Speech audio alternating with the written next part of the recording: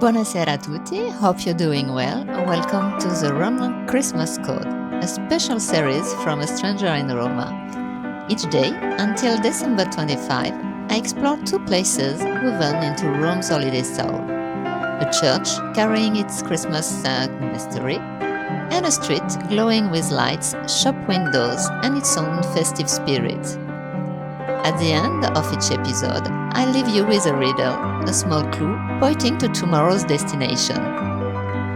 At the end of the 25th, our final stop will reveal the code itself, a Christmas message lost across the centuries, yet still present in symbols and traditions. Step by step, church by street, the code unfolds, and the eternal city slowly reveals the secret of its Christmas heart. So follow me and let's unravel Rome's Christmas magic, one clue, one step, one spark of wonder at a time. Yesterday's clue leads you to a quiet corner of Rome, where a discreet church hides behind a square draped in French banners, honoring a martyred English saint and where centuries of devotion still linger in silence. Today our journey brings you to San Tommaso di Canterbury, a place of exile, faith and remembrance. From there, we wander into Via Monserrato by night, where shadows soften façades and history hums quietly under the streetlights, before opening to the grandeur of Piazza Farnese. Here, just step from the French embassy, Camponeschi glows, a legendary Roman table where diplomacy, elegance and Roman life have intertwined for generations.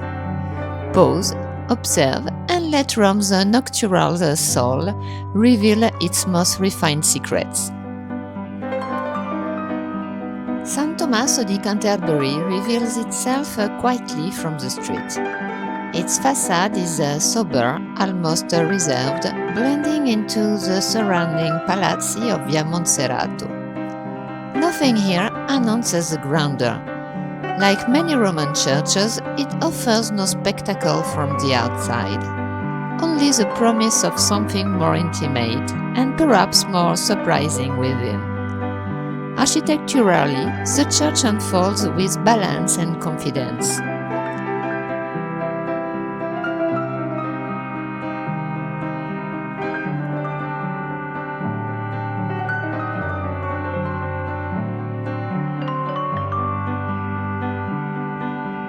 Originally found in the Middle Age and later transformed, its current structure reflects a refined Baroque language, shaped for both devotion and ceremony. The single nave is framed by side chapels, while elevated galleries and balustrades introduce a rare vertical rhythm, giving the space an almost theatrical depth. It is a church designed not only to be entered, but to be observed.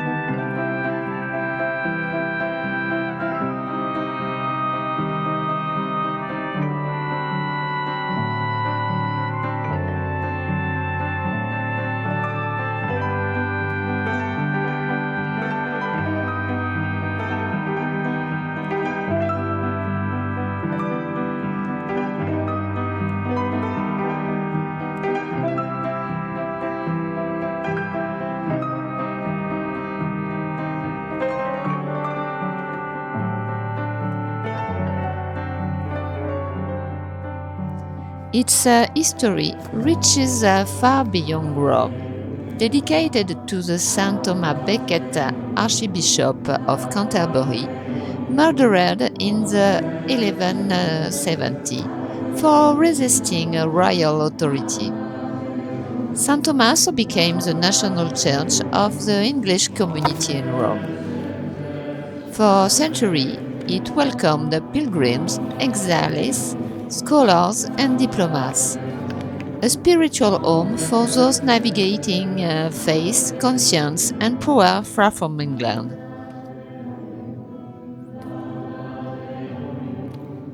This was a place of memory, loyalty, and quiet resistance, carried across borders. Inside, the contrast with the exterior is striking. The interior is richly decorated, luminous, and layered. Gilded balconies overlook the nave, catching the light above, polished marbles, and ornate stuccos. Baroque chapels open along the walls, housing altarpieces, funerary monuments, and subtle English references woven into Roman artistry. The high altar anchors the space, while the galleries, where in Roman churches, create a sense of ceremony, music, and shared ritual.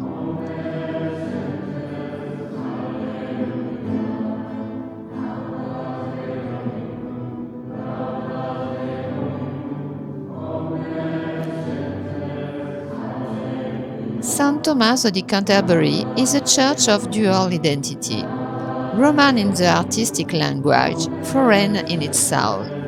Modest on the outside, resplendent within. A place where history does not shout but glows, quietly, confidently, just beyond the threshold.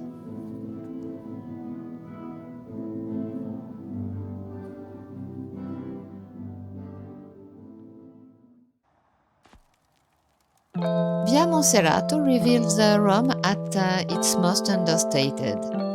By night, the street softens, facades fade into shadow, stone absorbs the glow of lanterns, and history feels closer, almost within reach.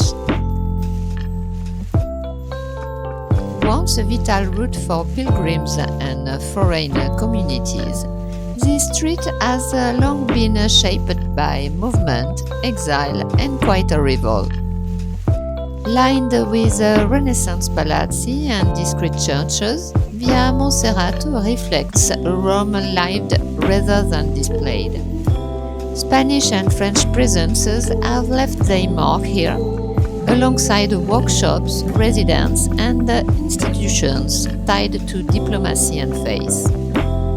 This is a street that has always belonged to those passing through: pilgrims, artists, envoys, and briefly Roman, all leaving something behind.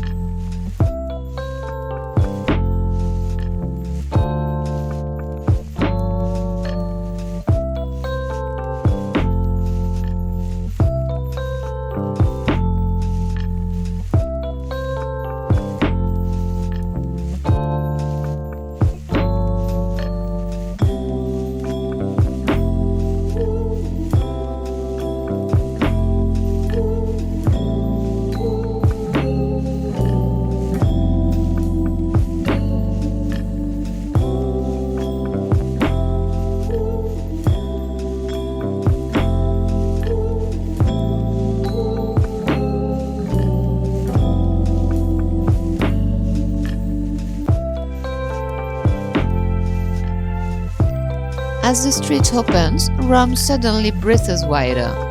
Piazza Farnese appears, with confidence and symmetry. Dominated by the imposing Palazzo Farnese, one of the masterpieces of Renaissance architecture.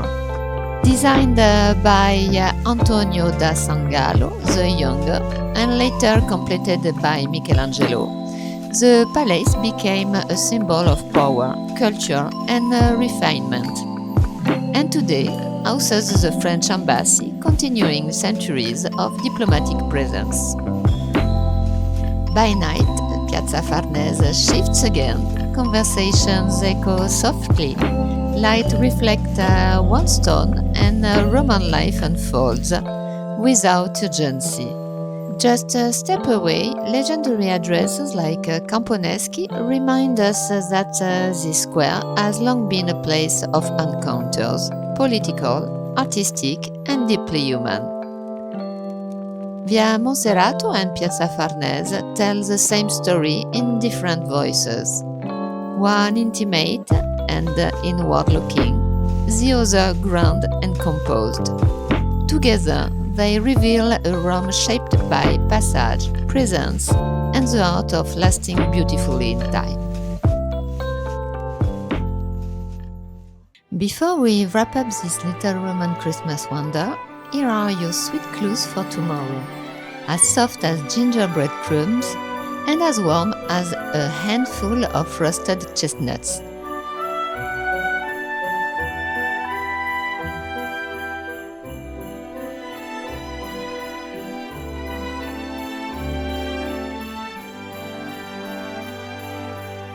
Thank you for watching and helping unlock today's piece of the Christmas code.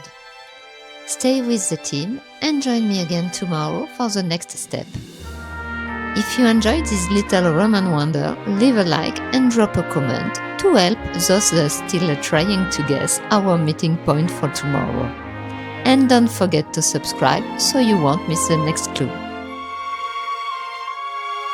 A domani, and may your night be as mysterious and sweet as a Roman Natale.